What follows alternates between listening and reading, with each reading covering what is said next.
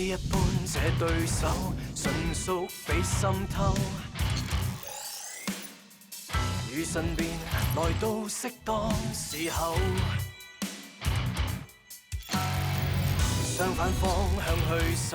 浸於水底一塊石頭。如在惡鬥，每次出手，誰又笑於最後？沿路過圍牆會突然撞破，從前那套路被我解鎖。逆轉的連場推下如錯我，像盡頭又折返當初。迷惑過，謎題會逐條道破，逆襲開始了，沒法可以停住我。沒困咗思想飛出天際再激墮，為了想清楚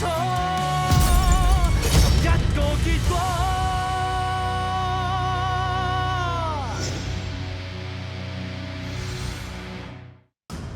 បើចង់បានព័ត៌មានលម្អិតបន្ថែមខ្ញុំស្នើឲ្យប្រើ MG តែខ្ញុំត្រូវការជំនួយពីអាជ្ញាធរដែនសមត្ថកិច្ចកម្រិតខ្ពស់គ្មានបញ្ហាពួកខ្ញុំមិនតរៀបការសាកសិនទៅ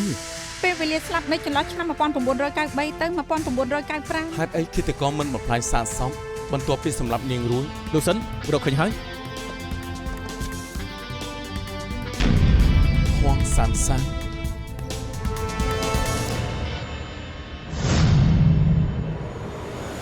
របាយការណ៍វិទ្យាសាស្ត្រហួងសានសាន30ឆ្នាំមុនបន្ទាប់ពីផ្គូផ្គងក្រុងឆ្អឹងរួញឃើញថាដូចគ្នា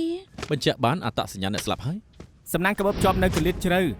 អាចចេញផុតពីខ្យល់និងភ្លៀងព័ត៌មាននៅក្នុងនេះខ្ញុំពិនិត្យប្រវត្តិអាស្គមហុងគេធ្លាប់លួចបៀតបៀនធ្លាប់រំលោភនិងបង្ករបួសស្នាម19ដងតុលាការបញ្ជាក់ថាគេធ្លាប់បាត់បង់ការគ្រប់គ្រងស្មារតីតាមប្រវត្តិនិងបទល្មើសនេះជាហេតុផលរបស់ជនសង្ស័យលើកាបូបគ្មានស្លាកស្នាមកញ្ចៅដៃតែតាមសម្ដីអាមាត់ធំអាស្គមហុងលួចចូលតាមជាន់ទី1ត្រូវនឹងកន្លែងដែលរកឃើញគ្រោងឆ្អឹងនិងកាបូបដែលពួកយើងរកឃើញអាស្គមហុងលបចូលទៅក្នុងផ្ទះរួចក៏ជួបនឹងហួងសានសានគេបាត់បង់ការគ្រប់គ្រងក៏រំលោភនាងហើយសម្លាប់គេរំលោភនាងហើយក៏ជ្រុលដៃសម្លាប់នាងចោលត្រឹមជាគ្រោងឆ្អឹងបន្សល់ទុកជាង30ឆ្នាំនៃរឿងក្តីរំលោភសម្លាប់បើរឿងក្តីតោះទៅផ្ទះទៅណារឿងក្តីមិនទាន់ចប់ទេហួងសានសានស្លាប់មិនតាក់ទងនឹងអាស្គមហុងទេនេះជាលេខសម្គាល់បំពង់តយោនៅកន្លែងរកឃើញកាបូបខ្ញុំបានពិនិត្យជាមួយខាងផ្គត់ផ្គង់តយោនេះត្រូវបានដាក់នៅឆ្នាំ1997តែតាមរបាយការណ៍ពិនិត្យសពនិងសម្លៀកបំពាក់លើគ្រោងឆ្អឹងពេលវេលាដែលហួងសានសានស្លាប់ចន្លោះឆ្នាំ1994ទៅ95បានន័យថាអាស្គមហុងបោះចោលកាបូបហួងសានសានក្រោយឆ្នាំ1997ដែលត្រូវនឹងហួងសានសានស្លាប់ហើយបាន3ឆ្នាំអាសង្គមហុងអាចនឹងភ័យដោយបុគ្គលិកច្បាប់ម្នាក់នោះឃើញគ្រូឆ្អឹងហើយក៏ដាក់មេប្រូចតែម្ដងទៅខ្ញុំថាអាស្គមហុងរកឃើញកាបូបលុយពេលគេចូលទៅលួចផ្ទះនោះគេបានឃើញគ្រូឆ្អឹងខ្លាចពេកក៏រត់ទៅដាប់ទៅដួសចេញមកគេយកលុយចេញពីកាបូបហើយក៏បោះកាបូបចោលក៏សមហេតុផលដែររឿងក្តីដូចសម្លចាប់ឆាយអត់សប្បាយស៊ើបអីបន្តិចសោះហើយណាស់ក៏ស្គាល់អ្នកស្លាប់ដែរដោយស្ដេចឡានអញ្ចឹងនេះជារឿងក្តីចម្លែកយើងទៅស៊ើបមើលថាពេលហួងសានសាននៅរស់មានសាច់ញាតិឬអត់ដឹងហើយលោកសិនខ្ញុំរកឃើញអាណាព្យាបាលរបស់ហួងសានសានកាលនាងនៅក្មេងគាត់នឹងចូលខ្លួនមកផ្ដោះចម្លើយលោកស្រីយងលោកស្រីមិនមែនសាច់ញាតិហួងសានសានហេតុអីធ្វើអាណាព្យាបាលនាងម៉ាក់នាងនឹងខ្ញុំដូចជាបងប្អូនយ៉ាងអញ្ចឹងប៉ានាងស្លាប់បាត់ច្រើនឆ្នាំហើយម៉ាក់នាងវេទនាព្រោះមហារីកកាពះមុនស្លាប់នាងពឹងខ្ញុំឲ្យជួយធ្វើអាណាព្យាបាលកូននាងកាលនោះនាងនៅតូចនឹងគួរអាណិតណាស់ខ្ញុំមិនដាច់ចិត្តទើបព្រមចិញ្ចឹមនាងហួងសានសានគ្មានលោកយាយទេមែនទេយាយនាងនៅមណ្ឌលចាស់ជរានឹងមានជំងឺវែងគាត់មើលថែខ្លួនឯងមិនបានផងប្រហែលឆ្នាំក្រោយគាត់ក៏ស្លាប់ទៅក្មេងនោះរមិលគុណនាងថាឲ្យខ្ញុំមិនយកលោកយាយនាងមកនៅជាមួយតែខ្ញុំនេះមានលុយឯណាចិញ្ចឹមពួកគេនាងបាត់ខ្លួនហេតុអីមិនប្តឹងប៉ូលីសពេលអាយុ18ឆ្នាំនាងក៏ចាក់ចេញពីផ្ទះមិនត្រឡប់មករកខ្ញុំវិញនោះទេខ្ញុំឧស្សាហ៍លើកូនស្រីអ្នកជិតខាងខ្ញុំនិយាយថានាងរស់ស៊ីលក់មូលធនបើលោកមិនទៅរកខ្ញុំក៏មិនដឹងថានាងបាត់ខ្លួនទេបានន័យថាលោកស្រីមិនដែលជួបនាងទេនាងមិនខ្វល់ពីខ្ញុំផងហេតុអីខ្ញុំត្រូវខ្វល់ពីនាងចេញពីផ្ទះយូរហើយតែមកកាក់មិនយកឲ្យខ្ញុំផងនាងស្លាប់ឬរស់ហេតុអីខ្ញុំត្រូវឈឺក្បាលណែខ្ញុំប្រាប់រឿងដែលខ្ញុំដឹងហើយខ្ញុំគ្មានអីពាក់ព័ន្ធនឹងនាងទេគួរឈប់រំខានខ្ញុំទៀតទៅនាងស្លាប់ហើយនៅនាំទុកទៀតអរគុណដែលបានសហការបើចាំបាច់ពួកខ្ញុំនឹងហៅលោកស្រីមកម្ដងទៀតមួយជីវិតនាងស្ពាយតែបំណុលជាប់ខ្លួន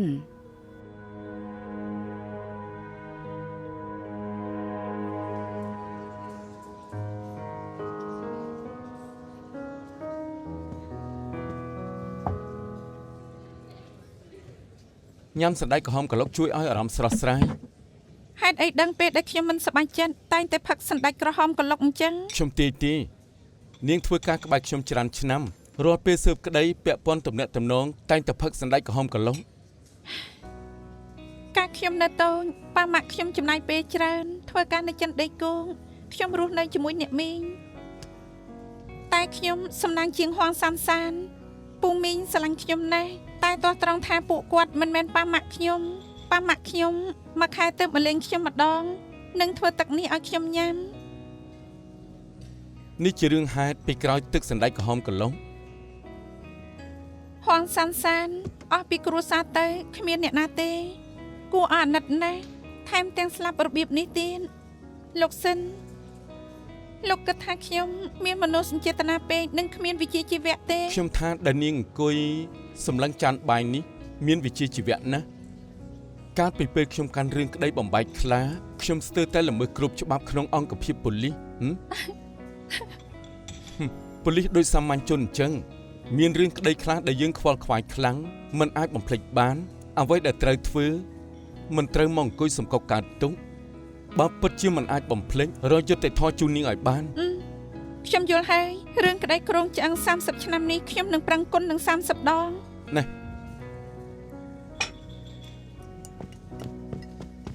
លោកសិនខ្ញុំរកឃើញអាស័យដ្ឋានហងសានសានពីក្រុមហ៊ុននាងធ្វើការម្ចាស់ផ្ទះជួលរស់នៅឡើយ ស្ដេចឡានខ្ញុំទៅជាមួយលោកសុំ3នាទីខ្ញុំនឹងញ៉ាំឲ្យរួច ប្រយ័ត្នឆ្លក់ទៅលោកសិននាងកើតអីទៅ នាងប្រឹងគុណនឹង30ដង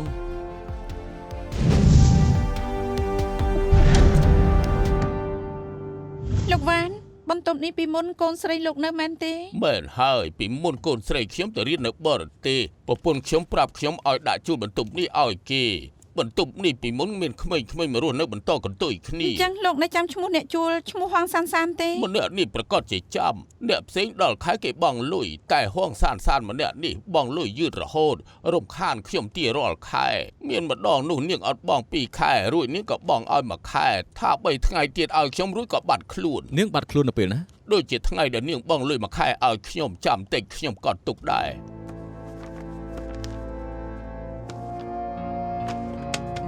នេះថ្ងៃទី5ខែមីនាឆ្នាំ1994នាងបងលុយខ្ញុំ1ខែនាងប្រាប់ថាថ្លៃជួល1ខែទៀតពី3ថ្ងៃឲ្យស្រាប់តែបាត់ខ្លួនទៅ ចុងហេតុអីមិនក៏លោកមិនប្តឹងប៉ូលីស លោកប៉ូលីសបើប្តឹងឲ្យខ្ញុំបានថ្លៃឈ្នួលបន្ទប់ទេ ចុះអីវ៉ាន់របស់នាងលោកធ្វើយ៉ាងម៉េច ប្រមូលបោះចោលនឹងហើយខ្ញុំត្រូវសម្អាតបន្ទប់ជួលឲ្យអ្នកផ្សេងទៀតបាត់2ខែមិនឃើញមកខ្ញុំក៏រើបន្ទប់ទៅលោកប៉ូលីសតើហួងសានសានធ្វើអីខុសច្បាប់ហ៎ ប៉ូលីសរកឃើញសពនាងត្រូវរំលោភសម្លាប់កាលពី30ឆ្នាំមុន នេះជាការពិតហ៎អញ្ចឹងថ្លៃឈ្នួល2ខែនោះទុកថាចូលប៉ុននាងទៅចុះ លោកវ៉ាន់ពេលដែលហងសានសានរស់នៅទីនេះតើលោកមានឃើញនរណាមកលេងនាងដែរទេ នាងជានារីឯកោតែហាមាត់សួស្ដីក៏អត់ចូលបន្ទប់បិទទ្វារកំរោះស្ដីរនដានណា យីលោកវ៉ានក្នុងកាសែតភ្នាល់សត្វតែកំណត់ត្រា ត្រូវហើយម្ដាមក៏ដឹងពីចំណូលចិត្តប្រុសដែរម្ដាមលេងភ្នាល់ដែរ គឺប៉ាខ្ញុំចូលចិត្តលេងពេលចាញ់គាត់ពិបាកចិត្តពេលឈ្នះប៉ាខ្ញុំញ៉ាំអី ស្រីស្អាតថ្ងៃនេះម្ដាមចាក់អីអាចប្រាប់ខ្ញុំបានឬអត់ ហើយខ្ញុំមិនមែនស្រីស្អាតទេហងសានសានទៅជាស្រីស្អាត នាងជាស្រីស្អាតមែនតែរៀងអន់ចិត្តបន្តិចមិនសង្ស័យខ្ញុំទេហ៎ បើពួកយើងសង្ស័យពួកយើងនឹងសុំពិនិត្យ DNA ហើយ ខ្ញុំបានធ្វើអីខុសទេពិនិត្យក៏បានខ្ញុំមិនចង់ខាតពេលច្រើនទេ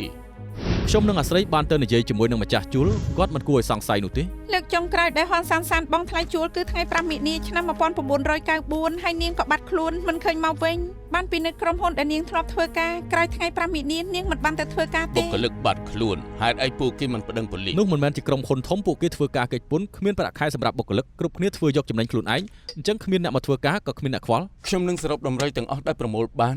ទី1អ្នកស្លាប់នោះឈ្មោះហួងសានសានប៉ាម៉ាក់ស្លាប់អស់រស់ក្រោមដំបូលផ្ទះអ្នកដទៃ18ឆ្នាំចេញរកស៊ីខ្លួនឯងនាងជាមនុស្សឯកោពេលធំឡើងនាងចង់ប្តូរលោកយាយពីមណ្ឌលចាស់ជរាទៅផ្ទះថែទាំលំដាប់ខ្ពស់រាល់ខែត្រូវចាយលុយច្រើនទី2ពួកយើងរកបានពេលវេលាដែលនាងស្លាប់នៅថ្ងៃទី5មីនា1994ឬក្រោយនោះទី3សំណួរពិបាកបំផុត វាក៏ផ្ដោតទៅលើការស៊ើបអង្កេតហេតុអីនាងនៅក្នុងផ្ទះមួយនោះឬនាងទៅដល់ទីនោះហើយបានជួបឃាតករឬក៏ឃាតករនោះបានបញ្ឆោតនាងឲ្យចូលក្នុងផ្ទះរួចហើយក៏សម្លាប់នាង ស្ថានភាពហិរញ្ញវត្ថុរបស់នាងយ៉ាប់យ៉ឺនខ្លាំងណាស់ប្រហែលជានាងជំពាក់បំណុលគេច្រើនអាចមានអ្នកទៅទារបំណុលនាងរួចហើយក៏ជ្រុលដៃសម្លាប់នាងចោលតែម្ដងទេ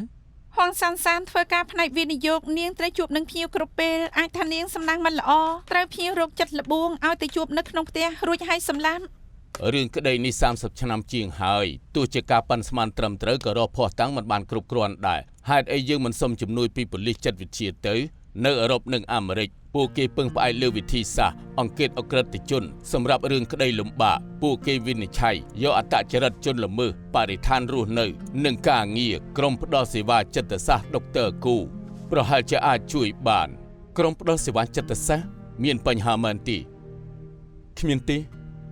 អាស្រ័យទៅជួបដុកទ័រគូនៅក្រុមផ្ដល់សេវាចិត្តសាស្ត្រប្រាប់គាត់ថាពួកយើងចង់ឲ្យគាត់ជួយអង្គិតរបាយការណ៍អក្រិតជន ទទួលបានអត់ទោះ មានអ្វីចង់ឲ្យខ្ញុំជួយទេ ខ្ញុំចង់ជួបដុកទ័រគូ តើមានណាត់ទុកមុនដែរទេចាំខ្ញុំធ្វើការណាត់ឲ្យនាងចុះ អាស្រ័យ បងវិញខាន់ជួបគ្នាយូរហើយបងស្គមឲ្យស្អាតជាងមុនទៀត ឯងស្គមជាងមុនដែរថ្មីនេះរវល់ដែរទេ មិនសូវទេរកគីរវល់ជាងខ្ញុំញ៉ាំបាយម្នាក់ឯងរហូត ខ្ញុំកំដៅឯង មែនទេ ជាអតីតមិត្តរួមក្រុមនៅ OCTB ហ៎ អាស្រ័យជាអ្នកមានស្នាដៃនៅ OCTB នាងបំបីរឿងក្តីធំជាច្រើននៅរឿងក្តីចាប់ខ្លាចដូច គ្នា គ្នា ទាំងពីរដូចជាស្និទ្ធស្នាលគ្នាណាស់ នាងនៅក្រុមជាមួយអតីតមិត្តប្រុសខ្ញុំពីមុនឧស្សាហ៍ជួបគ្នា ខ្ញុំយល់ហើយនាងចង់មកជួបដុកទ័រគូអ្នកទាំងពីរស្គាល់គ្នាអញ្ចឹងតាមស្រួលចាស់ មករកដុកទ័រគូហ៎ មែនហើយពួកយើងត្រូវការគាត់ជួយអង្កេតរបាយការណ៍ជនល្មើសចៃដន្យខ្ញុំឆ្លងកាត់ទៅចូលមកក្រែងបានជួបបង មិនអីទេខ្ញុំជួយឯងបំពេញបែបបត់ថ្ងៃណាត់ពេលណាខ្ញុំនឹងប្រាប់ មានឱកាសទៅញ៉ាំបាយជាមួយពួកយើងផងណា អរគុណដុកទ័រគូដែលរៀបចំការអង្កេតឲ្យពួកយើង កុំគួរសមអីតាមព័ត៌មានដែលលោកឲ្យខ្ញុំបានកត់ទុកគ្រប់រឿងដែលអាចទៅរួចត្រូវការអ្វីបន្ថែមអាចហៅខ្ញុំបានណាអូខេ អរគុណខ្ញុំជូនដំណើរ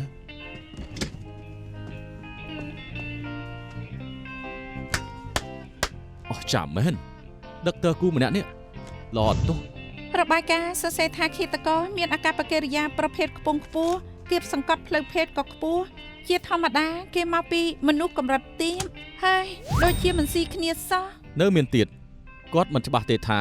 អាចទៅរួចឬអត់ថាជនល្មើសជាមនុស្សថ្នាក់កណ្ដាលពេលមានមុខមាត់ធំសម្ពាធកាន់តែខ្លាំងអាចคล้ายជាអ្នកគៀបសង្កត់ផ្លូវភេទអ្នកណាក៏សរសេរបានដែរ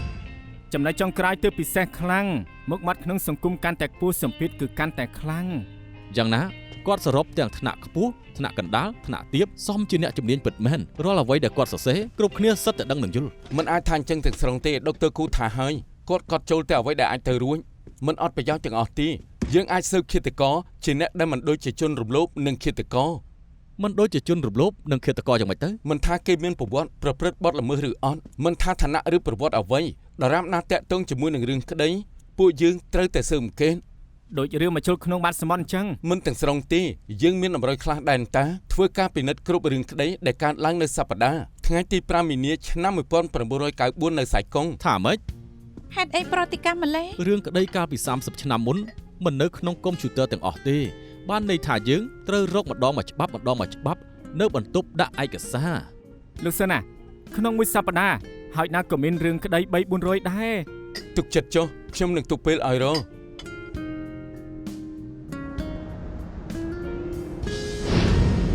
ស្ដេចឡានរកបានតែមួយរឿងទេ រឿងមួយនេះគឺជារឿងដែលពាក់ព័ន្ធបំផុតកើតឡើងនៅយប់ថ្ងៃទី5មីនាទីតាំងកើតហេតុនៅក្បែរផ្ទះនោះដើរតែ5នាទីជនរងគ្រោះរឿងនេះត្រូវឡានបុកនឹងដេកពេទ្យតាំងពីពេលនោះមកគេក៏បានក្លាយទៅជាមនុស្សរុក្ខជាតិ ជនរងគ្រោះម្នាក់នោះឈ្មោះថាម៉ាចៃឆាំង គេជាអ្នកប្រុសទី4នៃសម្ព័ន្ធម៉ាផាន់ពិតជាគួរអាណិតគេខ្លាំងណាស់គិតមើលទៅគេមិនដូចជាអ្នកដែលពាក់ព័ន្ធនឹងរឿងក្តីនេះទេតែវាចៃដន្យពេកនៅថ្ងៃកើតហេតុថ្ងៃទី5មីនានឹងក្បែរផ្ទះដែលមានអ្នកស្លាប់នោះ វាអាចនឹងមិនតាក់ទងគ្នាដុកទ័រគូសរសេរថាមុនមាត់ក្នុងសង្គមកាន់តែខ្ពស់ការគៀបសង្កត់ផ្លូវភេទកាន់តែខ្លាំងគ្រួសារម៉ាមានគេឈ្មោះមុខមាត់ក៏ខ្ពង់ខ្ពស់ ដូចអ្វីដែលលោកសិនបាននិយាយគេជាជនល្មើសដែលមិនដូចជាជនល្មើស ច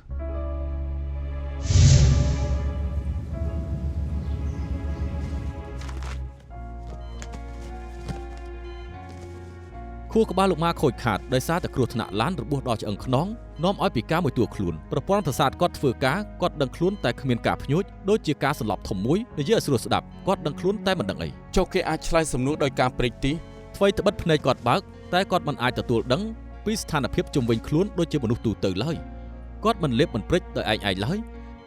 បានតែទទួលរងសកម្មភាពតែប៉ុណ្ណោះនោះទេណា គាត់បែបនេះជាង30ឆ្នាំហើយមែនទេ អ្នកជំងឺមួយចំនួនធំមិនអាចរស់បានយូរជាង20ឆ្នាំនោះទេ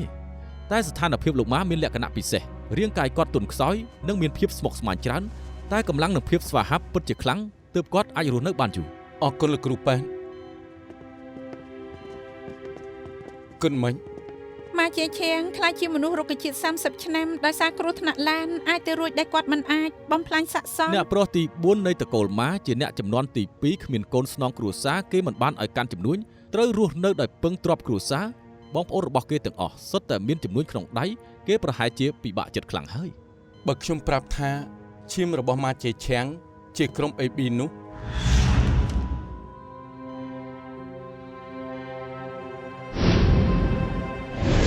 មិនមែនខ្ញុំចង់មើលទេគឺមើលឃើញដល់ចៃដន្យ កសលវិច័យបញ្ជាក់ថាឃាតករមានគ្រប់ឈាម AB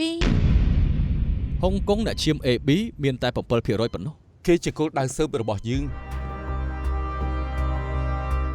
លោកជឺពួកយើងចង់សួរលោកពីឧបទ្ទវហេតុដែលកើតឡើងនៅភូមិស៊ីសវណ្ណកាលពី30ឆ្នាំមុន ដោយសាររឿងកាលពី30ឆ្នាំមុនខ្ញុំជាប់គុកប្រហែលខែដកបានបើកបរ2ឆ្នាំពួកលោកចង់បានអ្វីពីខ្ញុំទៀតទៅ ពួកយើងសួរលោកគ្រាន់តែធ្វើទៅតាមភស្តុតាងការនោះលោកបើកបរក្នុងលបឿនលឿនទិសដៅទៅភូមិស៊ីសវណ្ណដោយសារការធ្វេសប្រហែសពេលដែលបត់ឡានក៏ចៃដន្យទៅបុកនឹងម៉ាជាឆាំងដែលកំពុងតែឆ្លងផ្លូវទោះលោកបើកលឿននេះមិនមែនជាលើកទី1ទេ មិនមែនគេកំពុងឆ្លងផ្លូវទេគេសុកសុករត់មកតែម្ដងត្រង់នោះជាជំរាលភ្នំសុកក៏លេចធ្លុះចេញមកខ្ញុំជន់ហ្វ្រាំងមិនទាន់ខ្ញុំចាំច្បាស់ណាស់ប្រុសអ្នកមាននោះមើលទៅភ័យហើយខ្លួនប្រឡាក់សុទ្ធតែឈាម ប្រឡាក់ឈាម មែនហើយខ្ញុំធ្លាប់ប្រាប់មិត្តរួមការងារលោកហើយតែពួកគេនៅតែថាខ្ញុំនេះជោគលេសថាខ្លួនឯងប្រឡាក់ឈាមមកពីខ្ញុំបើកឡានបុកគេ កុំមកកុហកពួកយើង ទទួលរួចហើយពីនេះក៏ពីនេះហើយដែរតែខ្ញុំកុហកដើម្បីអីទៅ សង្ស័យអ្នកប្រមាថទី4ពាក់ព័ន្ធនឹងរឿងក្តីរំលោភសម្រាប់ហងសានសានណាច្រើនឆ្នាំនេះម៉ាជេឆាំងត្រូវពួកកសែតតាមវាយប្រហារថាគេជាកូនអត់បានការបំផុតនៃចំនួនទី2គ្រួសារម៉ាគេរស់ពឹងលើទ្រព្យសម្បត្តិគ្រួសារគ្មានទ្រព្យអ្វីជារបស់ខ្លួនផ្ទាល់សូម្បីផ្ទះរបស់គេក៏ជាទ្រព្យគ្រួសារសមិទ្ធផលធំបំផុតគេគឺបានរៀបការជាមួយចៅស្រីសេដ្ឋីរ៉ូស៊ីដឹងជូនចាងយ៉ាន់មីងរឿងក្តីគ្រោះថ្នាក់របស់ម៉ាជេឆាំងខ្ញុំចាំបានគេពិការ30ឆ្នាំហើយប្រពន្ធគេទើបតែស្លាប់ជាង10ឆ្នាំមុនហេតុអីត្រូវសង្ស័យគេនេះជារបាយការណ៍អង្កេតអក្រិតជនដែលធ្វើដោយដុកទ័រគូ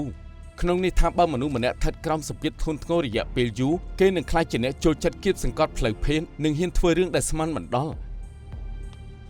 ម៉ាជេឆាំងត្រូវអ្នកកសែតនឹងទស្សនាវដ្តីតាមយាយីអស់ជាច្រើនឆ្នាំត្រូវប្រឈមនឹងកូនចៅនៅកន្លែងធ្វើការនិងចាស់ក្នុងគ្រួសារគេមិននឹងអាចធ្វើជាបរិះល្អរបស់ប្រពន្ធក៏មិនអាចចោទគេថាជាឃាតករដែរតែមានរកបានភស្តុតាងផ្សេងដែលបញ្ជាក់ថាគេជាអ្នកសម្លាប់ហួងសានសានទី1ម៉ាជេឆាំងមានចំណែកក្នុងរឿងក្តីឧបទ្ទវហេតុត្រូវទាំងពេលនិងទីកន្លែងដែលជនរងគ្រោះត្រូវសម្លាប់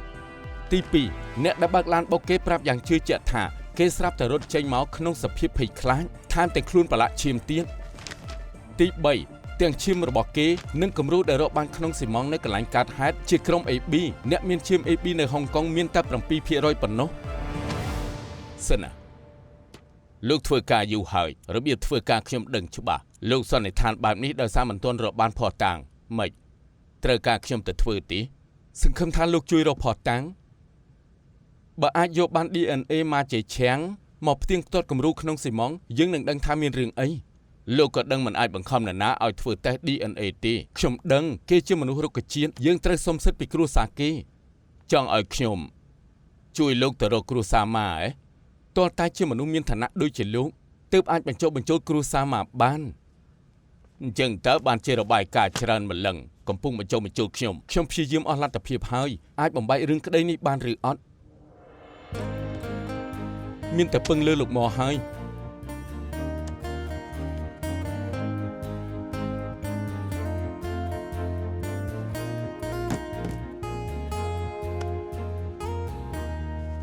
លោកសិន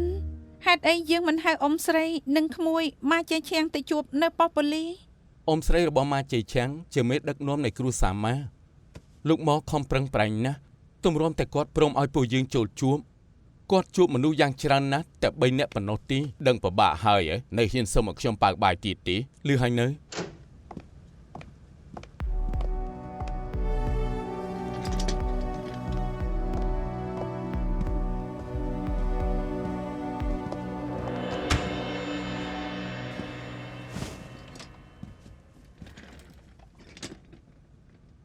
ដែលខ្ញុំព្រមមកជួបពួកលោកដើម្បីជាការគោរពចំពោះប៉ូលីសហុងកុងកុំបោកបាច់ច្រើនចូលសាច់ការមក ពួកយើងបានអានឯកសារប៉ូលីសផ្ញើមកលោកសង្ស័យពូទី4ខ្ញុំពាក់ព័ន្ធរឿងក្តីរំលោភសម្រាប់30ឆ្នាំមុនតែការសង្ស័យរបស់ពួកលោកដូចជាមិនច្បាស់លាស់ទី1កាលនោះពូទី4ខ្ញុំចូលចិត្តឡើងភ្នំគាត់បង្ហាញខ្លួននៅកន្លែងកាត់ហេតុមិនចម្លែកទេទី2តែកងឡានអះអាងថាឃើញពូទី4រត់ចេញមកទាំងភ័យខ្លួនប្រឡាក់ឈាមនោះគឺជាពេលយប់រឿងហេតុកាត់ឡើងរហ័សការអះអាងរបស់គេមិនយកជាការតឡាការបានកាត់ទោសគេរួចដែរខ្ញុំមិនយល់សោះថាហេតុអីប៉ូលីសទទួលស្គាល់ចម្លើយរបស់គេទី3មនុស្ស 7% នៅហុងកុងមានឈាម AB អត្រាប្រជាជនហុងកុងបច្ចុប្បន្នគឺ7លាននាក់ស្មើនឹង49,000នាក់មានឈាម AB កុំថាពួកលោកចង់ឲ្យពិនិត្យ DNA ទាំងអស់ចុងក្រោយពូទី4ខ្ញុំមិនដែលជួបអ្នកស្លាប់ទេក៏មិនតាក់ទងគ្នាដែរកាន់តែខុសទៀតនោះការអង្កេតអក្រិតជនរបស់ពួកលោកត្រឹមជាការវិនិច្ឆ័យទូទៅប៉ុណ្ណោះគ្មានការវាយតម្លៃពួកយើងមិនបានសង្កត់ធ្ងន់ថាគាត់ជាឃាតករទេមិនបាច់និយាយទេគ្រូសាមកពួកយើងផ្ដល់ការគោរពណាស់ប៉ូលីសពួកលោកមិនត្រូវចេះតែសន្និដ្ឋានតាមចិត្តទេពួកលោកគ្មានភស្តុតាងច្បាស់ខ្ញុំនឹងមិនព្រមឲ្យពិនិត្យ DNA ជាដាច់ខាតលោកស្រីម៉ារឿងក្តីនេះកើតឡើងជាង30ឆ្នាំហើយភស្តុតាងច្បាស់តែមួយគត់នោះគឺជា DNA វិធីតែមួយគត់ដែលអាចបញ្ជាក់ថាម៉ាជ័យឆាំងស្អាតស្អំគឺយក DNA មកប្រៀបធៀបខ្ញុំគ្មានអ្វីបន្ថែមទេនៅនាងម៉ានៅនាងរៀនច្បាប់នៅនាងដឹងច្បាស់ដែនសមត្ថកិច្ចប៉ូលីសមានកំណត់ច្បាប់គឺយុត្តិធម៌ក្រៅពីជួយអ្នកស្លាប់ហេតុអីក៏មិនជួយរកយុត្តិធម៌ឲ្យពូទី4នៅនាងឥឡូវមានពាក្យចចាមអារាមនេះជាវិធីមួយគត់រកភាពស្អាតស្អំឲ្យគាត់លោកមិនទាំងដឹងផលវិបាកផងឥឡូវលោកសង្ស័យគាត់ហើយចង់ធ្វើតេស្ត DNA ទៀតនេះជាការប្រមាថដោយផ្ទាល់ពួកខ្ញុំជាមនុស្សល្អយកតែមែនតែនមិនមែនជនរំលោភសម្លាប់ដូចដែលលោកគិតនោះទេ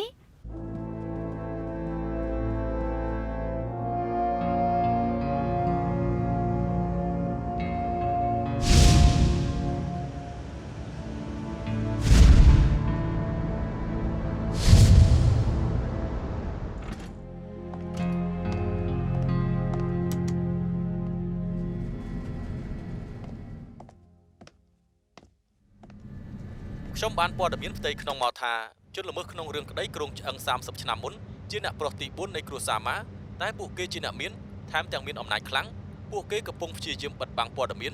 ត្រូវអរគុណដល់ប៉ូលីសដែលបានបញ្ចេញរឿងនេះទោះជាយ៉ាងណាតើអ្នកណាអាចបំបាក់លោកស្រីធំនៃតកូលម៉ាបានទៅអញ្ចឹងបានគេថាអ្នកមានធ្វើអ្វីក៏បានអ្នកក្រចាំតែខុស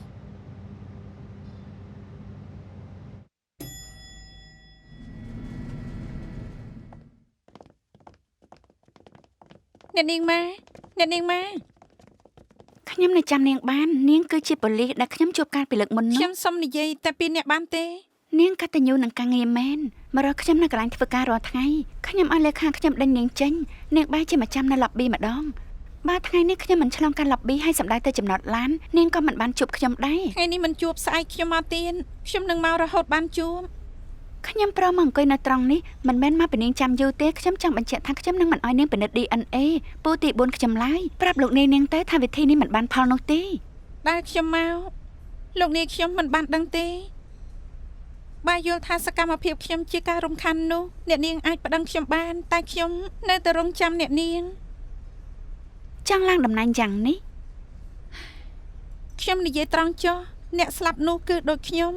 កើតក្នុងគ្រួសារខ្វះភាពកក់ក្ដៅថាខ្ញុំអាណិតអ្នកស្លាប់ក៏បានខ្ញុំមានកូនចិត្តមួយចង់រកយុត្តិធម៌ឲ្យនាងសុំទោសរឿងនេះមិនតាក់ទងនឹងខ្ញុំទេគ្រួសារម៉ាពួកយើងបានបញ្ជាក់កូនចំហច្បាស់ហើយ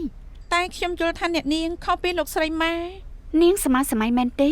គាត់នឹងខ្ញុំឈរលើកូនចំហតែមួយខ្ញុំនឹងមិនឲ្យនាងពិនិត្យ DNA ពូទី4ខ្ញុំឡើយខ្ញុំអាចមើលដឹងថាដែលលោកស្រីម៉ាបដិសេធគឺចង់ការពារកិត្តិយសគ្រួសារម៉ាតែអ្នកនាងចង់ការពារពូទី4របស់ខ្លួនអ្នកនាងដឹងច្បាស់ណាស់ ថាពូទី4អ្នកនាងអាចជាជនសង្ស័យអ្នកនាងដឹងថាការពិនិត្យ DNA ជាភស្តុតាងដ៏សំខាន់មួយទៅបដិសេធសំណើពួកយើងគឺអ្នកនាងខ្លាចពូទី4អ្នកនាងជាឃាតករ ពូទី4ស្រឡាញ់ខ្ញុំណា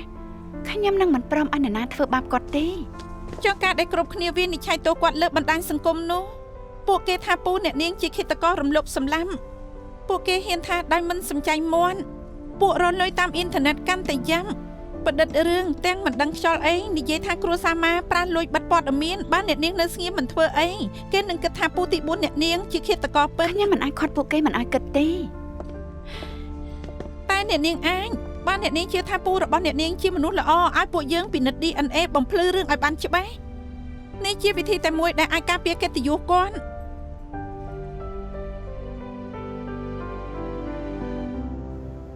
គ្រប់ពេលខ្ញុំមើលទៅគាត់ចេះតែមានយល់ថាគាត់មានរឿងចង់ប្រាប់ អរគុណដែលអ្នកនាងបញ្ចុះបញ្ចូលលោកស្រីម៉ាឲ្យប៉ូលីសពិនិត្យ DNA គាត់ តាមពិតអ៊ំស្រីគាត់យល់ហើយការដែលព្យាយាមកិច្ចវេះមិនអាចដោះស្រាយបញ្ហានោះទេ អរគុណអ្នកនាងដែលមានហេតុផល នាងហ៊ានប្រថុយនឹងការដែលត្រូវគេប្តឹងនឹងនៅចេះចង់ជួបជាមួយនឹងពួកខ្ញុំពួកយើងគួររកយុត្តិធម៌ឲ្យពូទី4ឬយុត្តិធម៌ឲ្យជនរងគ្រោះពូទី4ស្អែកលទ្ធផលនឹងចេញមកហើយខ្ញុំជឿថាវាអាចបញ្ជាក់ភាពស្អាតស្អំឲ្យពូ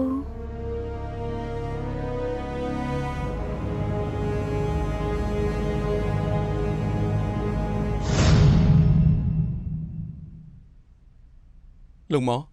មើលទៅលើកនេះចាំបាច់ត្រូវតែអរគុណអាស្រីហើយដែលក្រាញ់ននីលបញ្ចុះបញ្ចូលគ្រួសារម៉ាឲ្យព្រមពិនិត្យ DNA ម៉ាជេឈៀងបានលទ្ធផលហើយនៅប្រាប់ពួកយើងបានទេលោកស្រីម៉ាបញ្ជាក់ថាគាត់ចង់មកពិនិត្យលទ្ធផល DNA ជាមួយនឹងពួកយើងដែរមិនទាន់បើកបានទេ លោកមកលោកសិនអ្នកស្រីមកដល់ហើយ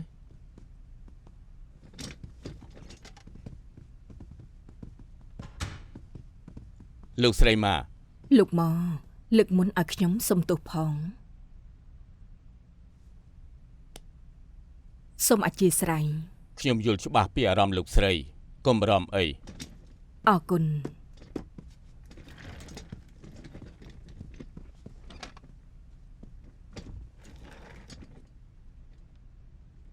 ចាប់ផ្ដើមទៅ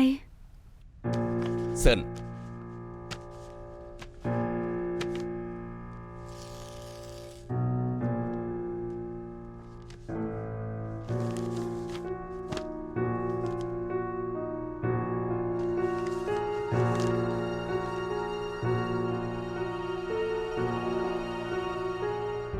កុសលវិច័យប្រៀបធៀប DNA របស់ម៉ាជេឈៀងជាមួយនឹងគំរូក្នុងស៊ីម៉ង30ឆ្នាំរកឃើញនៅកន្លែងកើតហេតុលទ្ធផលគឺផ្គូផ្គង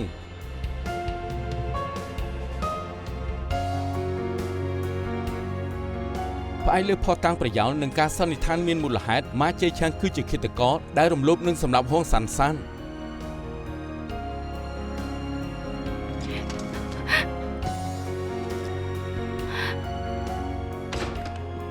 លោកសិនខ្ញុំចេញទៅមើលគាត់សិន មិនបាច់ទេបណ្ដោយនាងឲ្យធ្វើចិត្តទៅកុំតាមនាងអីលោកសិនលោកមកតើជំហានបន្ទាប់ប៉ូលីសនឹងចាត់ការយ៉ាងម៉េចតើប៉ូលីសនឹងចាប់ខ្លួនក្មួយខ្ញុំទេ នេះជារឿងក្តីពិសេស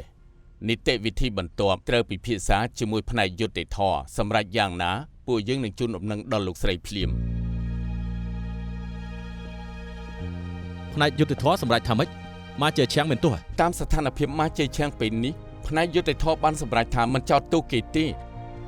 គ្រាន់តែកត់ត្រាចូលរបាយការណ៍ស៊ើបអង្កេតបានហើយ គេមិនចាប់គុកតែជាប់ឈ្មោះជាឃាតករសម្លាប់រំលោភអស់មួយជីវិត ជាមនុស្សរុក្ខជាតិអស់30ឆ្នាំគេបានទទួលពិន័យគេហើយដែរហងសានសានអាចទៅកាន់សុគតិភពបានហើយ អាស្រីយ៉ាងម៉េចនឹងនាងសាងគុណសម្បត្តិច្រើនជាងគេមិនក៏មកជួញអញ្ចឹង បំបែកក្តីបានច្បាស់ជារីករាយតែពេលឃើញអ្នកនាងម៉ាខូចចិនខ្ញុំបែរជាមានអារម្មណ៍ថាខ្លួនបំផ្លាញកិត្តិយសពូរបស់នាង នាងមិនខុសទេអ្នកដែលបំផ្លាញកិត្តិយសពូរបស់នាងគឺម៉ាជេឈៀងខ្លួនឯង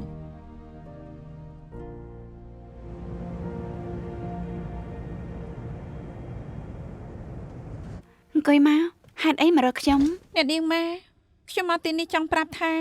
រឿងក្តីពូទី4អ្នកនាងបានបិទហើយ មិនទូរស័ព្ទមកខ្ញុំ មិនបាច់មកដល់ផ្ទាល់ទេ ខ្ញុំចង់ប្រាប់អ្នកនាងដោយផ្ទាល់ថាខ្ញុំសុំទោស នាងធ្វើតាមតួនាទីប៉ូលីសប៉ុណ្ណោះកាតព្វកិច្ចនាងគឺរកការពិតពូទី4បានធ្វើទាំងវើដែលខុសឆ្គងការពិតមិនអាចប្រកែកបានក៏ប៉ុន្តែការដែលគាត់ធ្វើល្អជាមួយខ្ញុំវាគឺជាការពិតមួយខ្ញុំទទួលយកបានហើយនាងមិនបាច់គិតច្រើននោះទេអធិស្ឋានចាំខ្ញុំសញ្ញេ រំខានអ្នកនាងទេដឹង អត់ទេគ្រាន់តែសញ្ញេឯកសារតាអង្គុយលេងសិនទៅ ស្រីស្អាតថ្ងៃនេះប៉ាម្ដាមចាក់អីអាចប្រាប់ខ្ញុំបានឬអត់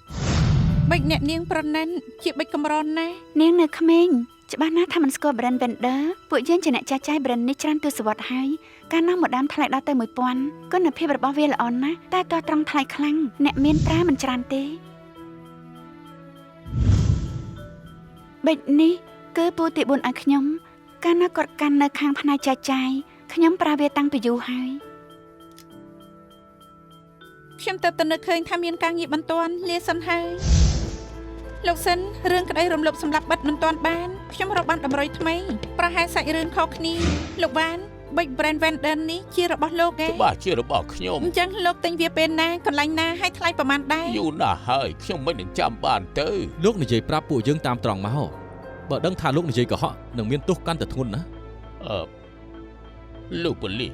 ដូច្នេះលោកដឹងថាប៊ិចនេះមិនមែនជារបស់ខ្ញុំត្រូវមិនមែនទេគឺជារបស់ហងសានសាននាងជំពាក់ថ្លៃជួលខ្ញុំ2ខែនាងបាត់ខ្លួនមិនដឹងទៅណាសល់តែអីវ៉ាន់មួយចំនួនពេលខ្ញុំរៀបចំបន្ទប់ក៏រកឃើញប៊ិចស្រស់ស្អាតមួយនេះខ្ញុំទុកវាជាថ្លៃនាងជំពាក់ខ្ញុំតែខ្ញុំបានលួចក៏បានសម្លាប់នាងដែរ អាស្រីស្មាននេះមិនខុសទេ30ឆ្នាំមុនប៊ិចនេះថ្លៃដល់ទៅ1000គាត់មិននឹងអាចមានលុយទិញទៅ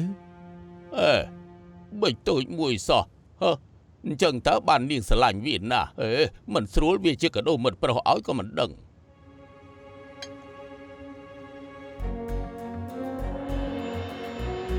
ខេម៉ាត្រូវតែឆាប់ប្រាប់លោកសិនភ្លាម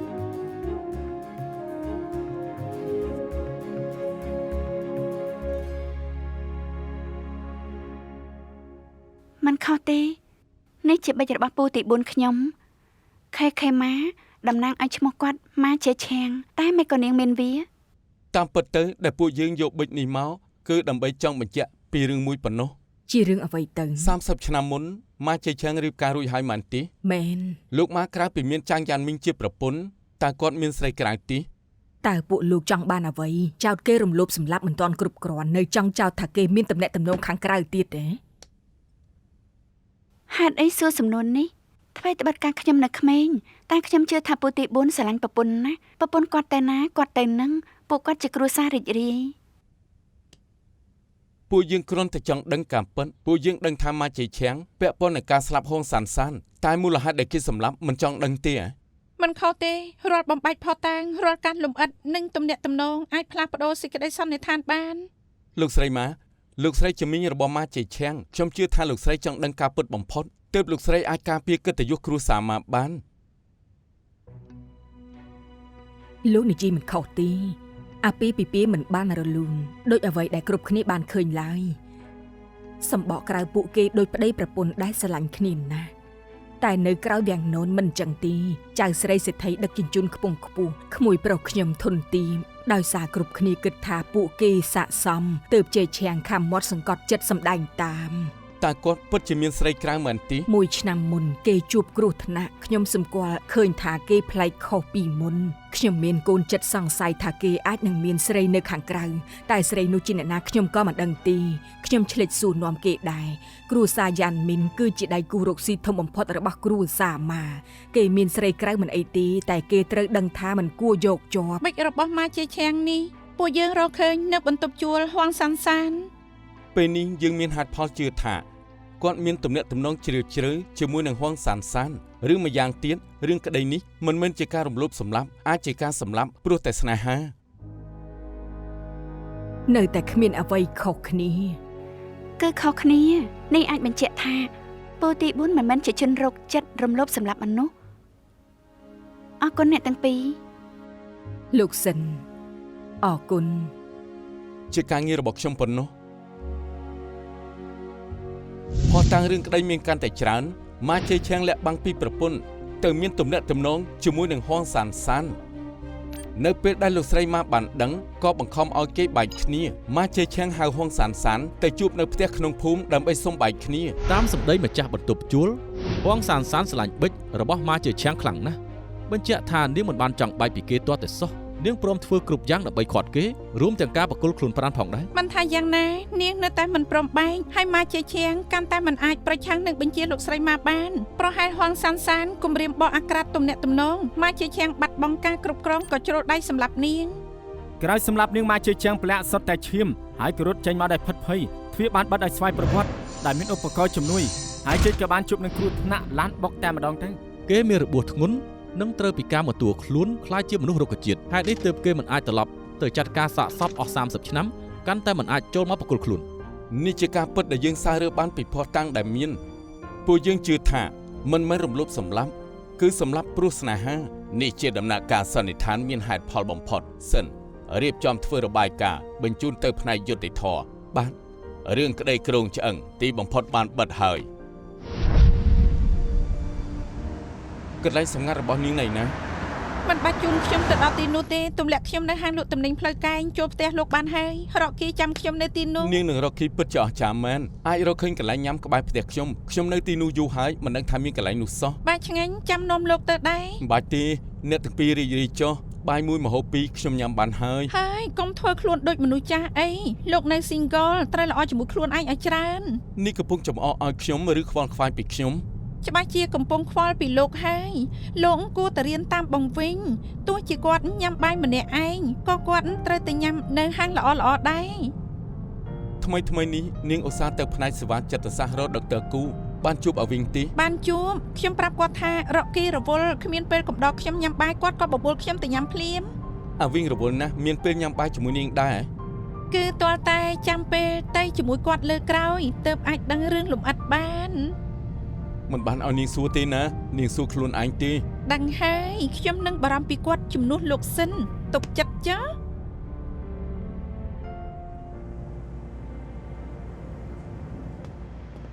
សួស្ដីបងស្រីស្អាត ថ្ងៃនេះចង់ញ៉ាំអីដែរ ហើយយកម្ហូបពីរមុខបងរើឲ្យខ្ញុំមក រាល់ថ្ងៃញ៉ាំតែម្ហូបសាច់មាន់ថ្ងៃនេះញ៉ាំសាច់ជ្រូកចិញ្ច្រាំជាមួយមឹកស្នូកហើយនឹងស្លាប់មាន់ប្រឡាក់ទឹកឃ្មុំផ្អែម អញ្ចឹងក៏បាន កែស្រីអាខ្ញុំមកយកបហូប ចាំតិចណា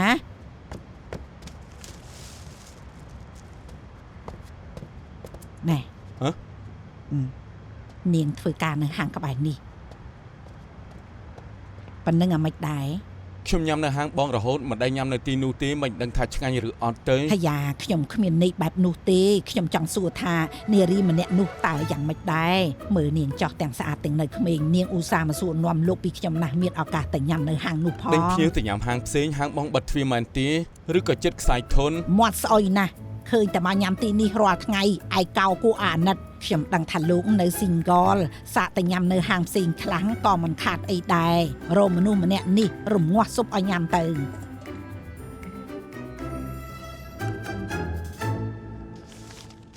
សាស្ត្រាចារ្យថាងផ្ញើឯកសារអំពីការទិញចូលម៉ាស៊ីន EEG ឲ្យយើងតើខ្ញុំក៏កត់ចូលគណនីរបស់ OCTB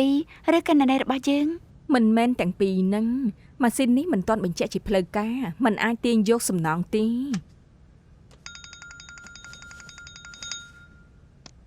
សាស្ត្រាចារ្យថាងខ្ញុំមានសំណួរមួយ អំពីម៉ាស៊ីន EEG មែនទេ មែនហើយ សូមទោសផងជំនួយការខ្ញុំយល់ថាម៉ាស៊ីននោះសម្រាប់វយជល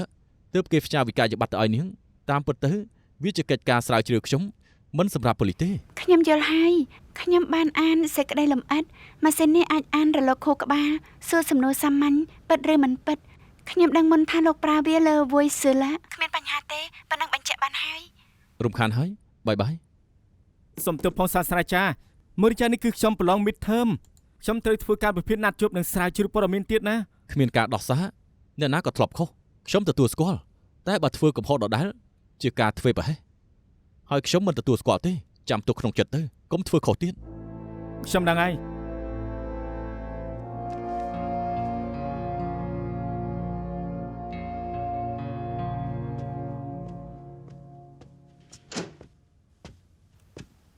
បងវិញកំពុងដាក់អារម្មណ៍អានអី គ្ នឹង មានទេ នេះជារបាយការណ៍អង្កេតអក្រិតជន អាចផ្ញើអ៊ីមែលមកខ្ញុំក៏បានដែរមិនបាច់មកដល់ផ្ទាល់នោះទេ គឺខ្ញុំនឹកបងនឹងចង់ញ៉ាំអីជាមួយបងដែរ ត្រូវហើយដល់បាយថ្ងៃត្រង់ល្មមខ្ញុំនាំទៅញ៉ាំអីឆ្ងាញ់ៗលើកនេះយើងញ៉ាំអាហារថៃលើកក្រោយនឹងញ៉ាំអាហារអេស៊ីប បងញ៉ាំសុទ្ធតែអាហារកម្រ មិនមែនកម្រទេហុងកុងមានភោជនីយដ្ឋានផ្សេងៗជាច្រើនអាហារចិនជាលីបង់មេឌីទែរ៉ាណេនិងអាហារស្រីលង្កាត្រូវតែសាក់ឲ្យគ្រប់មុខមើលចា បងវិញឥឡូវបងពូកែដែរញ៉ាំណា ពេលចេញពីធ្វើការខ្ញុំចូលរៀនវគ្គខ្លីនៅសាកលវិទ្យាល័យរួចទៅធ្វើការស្ម័គ្រចិត្តនៅផ្ទះសង្គ្រោះសត្វញ៉ាំម្ហូបឆ្ងាញ់ៗគ្រប់ទីកន្លែង បងធ្វើតែម្នាក់ឯងទេ ប្រកាសហើយខ្លួនឯងចង់បានអីក៏ទៅញ៉ាំនឹងញ៉ាំមិនអស់ខ្ចាប់ទៅផ្ទះទៀត អូ អី អូគ្មានអីទេខ្ញុំត្រូវរៀនសូត្រតាមបងរកគីចេះតែចង់សម្រក់គីឡូអានេះមិនញ៉ាំអានោះមិនញ៉ាំ នេះតាំងពីចង់ជួបគ្នាមិនបាច់ទៅតែត្រូវញ៉ាំអីនោះទេ នោះជាការពិនថ្មីនេះយើងទាំងពីររវល់ត្រឹមជួបគ្នាគឺល្អណាស់ហើយបង រឿងក្តីក្រងឆ្អឹងអាចបាត់ឯងទំនេរវិញហើយ រឿងក្តីនេះបិទបានឬអត់មិនច្បាស់ទេពួកយើងធ្វើការសន្និដ្ឋាននេះដោយគ្រាន់តែផ្អែកលើផុសតាងស្ដួចស្ដាងប៉ុណ្ណោះរឿងហេតុពិតប្រាកដក្រៅពីទេវតាដឹងនៅមានពីរនាក់ទៀតដែលដឹងតែស្ដាយណាស់ម្នាក់បានស្លាប់ហើយម្នាក់ជាមនុស្សរុក្ខជាតិសួរនាំមិនបាន អាចសួរនាំបាន ថាម៉េច សាស្ត្រាចារ្យថាងមានម៉ាស៊ីន EEG នៅសាកលវិទ្យាល័យវាអាចវិនិច្ឆ័យរលកខួរក្បាលមនុស្សបដូរការគិតក្នុងខួរក្បាលទៅជាចម្លើយពិតឬមិនពិតប្រហែលជាអាចជួយបាន មិនខុសទេម៉ាស៊ីន EEG អាចសួរសំណួរពិតឬមិនពិតនៅក្នុងរលកខួរក្បាលមនុស្សសូម្បីមនុស្សរុក្ខជាតិក៏អាចឆ្លើយសំណួរបានដែរ មកជ័យឈៀងអាចទេ ខ្ញុំអានព័ត៌មានវិទ្យាសាស្ត្រហើយការគិតនិងតំបន់ទទួលព័ត៌មានគេមិនខូចទាំងស្រុងនោះទេគ្រាន់តែបាត់បង់សមត្ថភាពបញ្ចេញវាតែមនសិការក្នុងខួរក្បាលនៅតែអាចឆ្លើយពិតឬក៏មិនពិត អញ្ចឹងបើសួរសំណួរយើងអាចដឹងការពិតពីក្រោយរឿងក្តីហើយ ត្រឹមត្រូវ ធ្វើអញ្ចឹងចុះគ្រួសារមកអនុញ្ញាតហើយដរាបណាសាស្ត្រាចារ្យថាអូខេយើងអាចប្រើម៉ាស៊ីននេះនិយាយជាមួយម៉ាជ័យឈៀងរំខានសាស្ត្រាចារ្យរកការពិតក្រោយរឿងក្តី30ឆ្នាំមុនផង 沿路過，迷牆會突然撞破，從前那套路被我解鎖。逆轉的連場推敲與錯摸，像盡頭又折返當初。迷惑過，謎題會逐條道破，逆襲開始了，沒法可以停住我。沒困咗思想飛出天際再激盪，為了想清楚，尋真相在何？